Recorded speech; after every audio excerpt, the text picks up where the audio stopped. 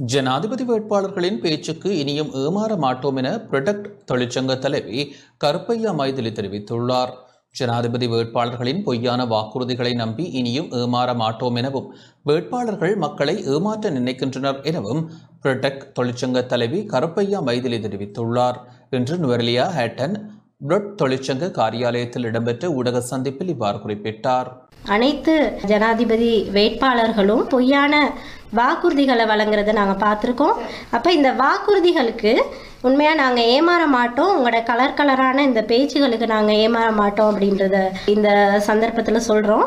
இந்த ஜனாதிபதி வேட்பாளர்கள் எங்கேயுமே பேசலை. இந்த முறைசாரா துறை தொழிலாளர்களை 170% இந்த தொழிற்படையில் உள்ள தொழிலாளர்களை பற்றி பேசாத எந்த வேட்பாளருமே எங்களுக்கு தேவையில்ல.